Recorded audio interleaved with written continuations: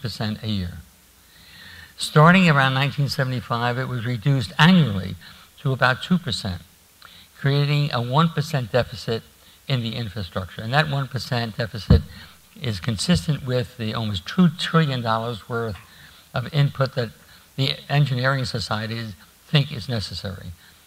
But in 1997 and 1999, with the change of Glass-Steagall and a continuing attitudinal change on the part of bankers, rating agencies, people who worked in government who were supposed to regulate, individual business people who had some responsibility for loans that they were making to make sure they were collectible, all of that was suspended because of a system that incented people to do things wrong.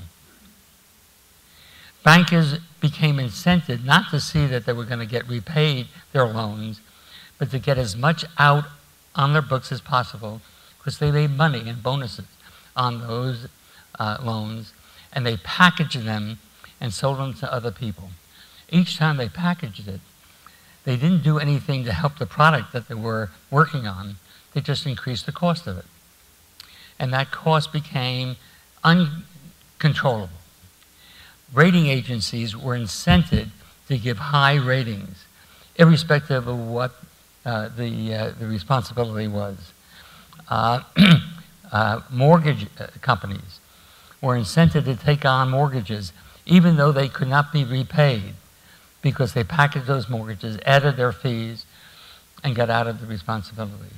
Everybody was responded to this, but the people who responded most badly were the people in the government who did not regulate, and the people in Wall Street who were making enormous amounts of profits. When I say the enormity of the profits, we here would not be, we're in the upper part of what our society is all about. The people in East Hampton is not Main Street. But even to us, the amount of money that was being taken out by the bankers was extraordinary. It really boggles the what we consider to be fair play. That has not changed. Today, the people who run the Wall Street houses were able to do something that has not been done in America for 250 years. For 250 years, the banking industry has tried to consolidate, to try to concentrate, eliminate competition. But they were always prevented from doing that. In 2 years, they've been able to accomplish exactly that. There's an enormous concentration of power, of wealth, of resources, but not to build up capital of those companies, not to increase the dividends to stockholders, but just to increase the pay of the people who ran those companies. This has come to a crisis, and we're trying to handle that crisis today, but I don't see a change in the personnel who is supposed to do that. If you look at the investment, the financial regulators in the government, the 4 or 5 people who really run the financial part of the government, they're the same people who were there in 1999, in 2002, in 2005, in 2007, 2009. They're still there today. The banking bill that's been pushed through Congress is supposed to be an extraordinary advantage. To change all that, nobody knows what's in it. I hope it happens, but I don't know. But I am here today to talk about something that is a program that I think can go forward in a positive way. And that is the idea of a massive, a large infrastructure program. The problem that we have today is that the Federal Reserve, if you believe them, is saying that we are going to grow in this quarter about 3 to 3.5%. That's terrific.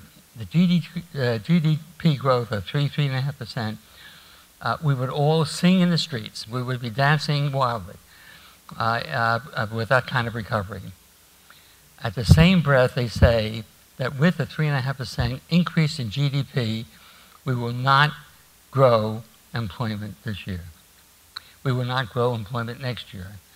We have somewhere between 15 million people, 19 million people unemployed. There's another 8, 9, 10 million people who are underemployed. Most of those have reached the exhaustion. They've exhausted the benefits they have from unemployment insurance. It is a jobless recovery. It is unacceptable, and we should demand some change in that circumstance. There's only one real program of size, and that is to make an investment in the infrastructure of the United States. And we're talking about infrastructure. We all feel the deficit when we ride on potholes, if you come from Beijing by plane and land in JFK, you are involved with a third world nation. It's the United States. It's not China.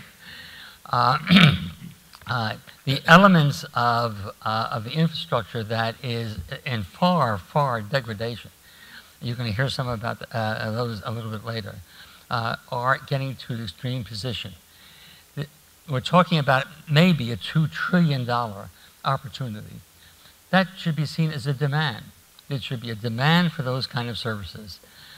Not only that, but we have the resource to fill that demand, and that is our unemployed labor. The problem is one of leadership.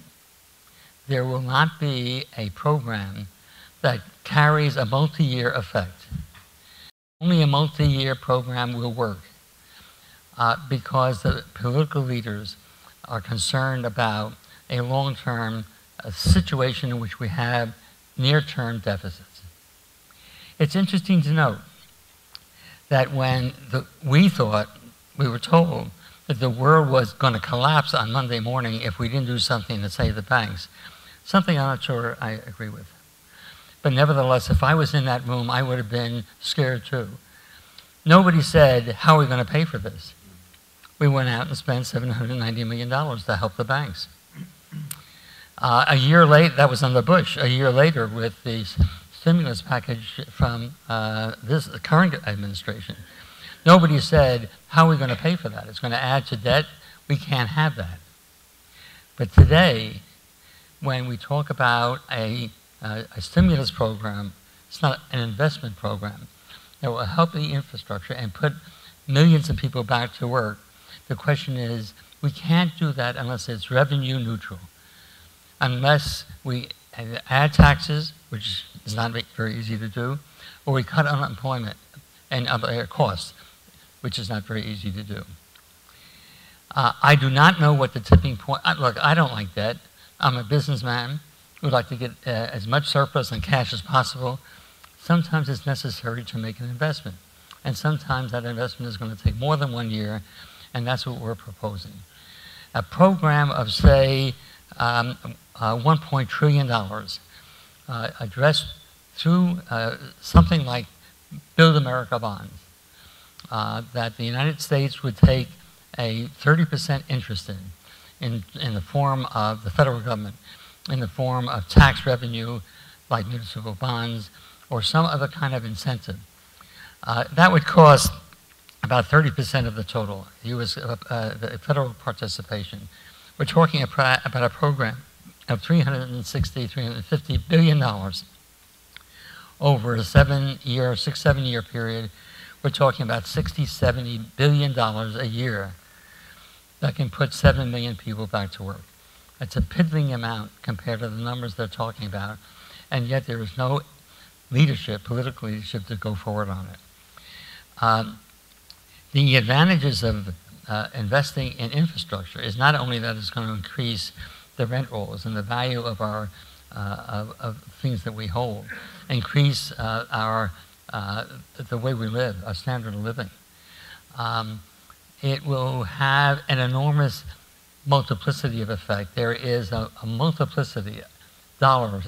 For every dollar we spend in infrastructure, there's about 1.6, 1.7 million percent on top of that in additional jobs, to additional service organizations and work that has to be done. So we're seeing that it's an easy thing to do. We'll be discussing, I think, other programs. All I'm suggesting is these are parallel programs.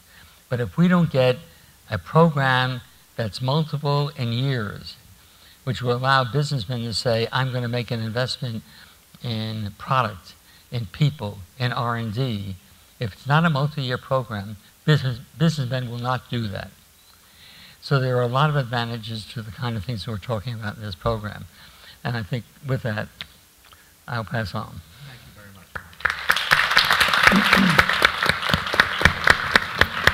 I think Rob Johnson is going to continue the theme along those lines. Rob? I was recently in Portland, Oregon, and I was visiting my father, who's in a nursing home. He's a retired physician. He was a urologist.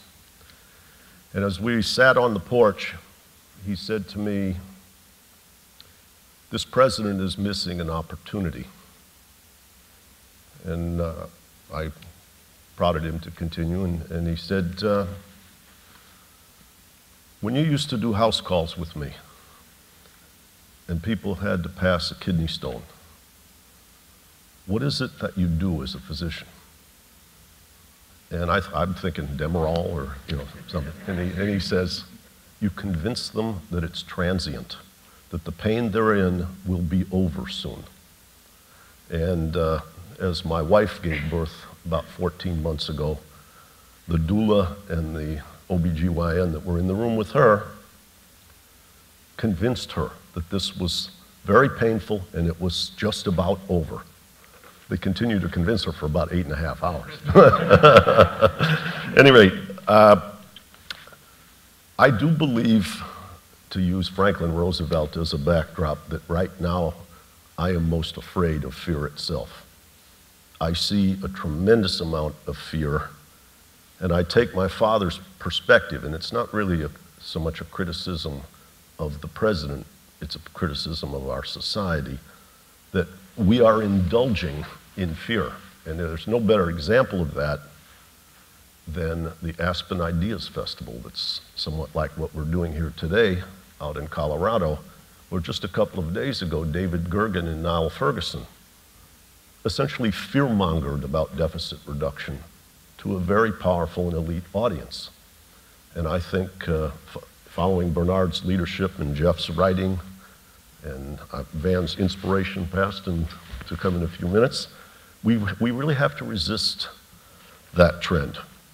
We have to resist that indulgence in fear and get to a place where people believe that their children or themselves in a few years will do better than we are doing now. We have to convince people that this is a transient problem. And I'm quite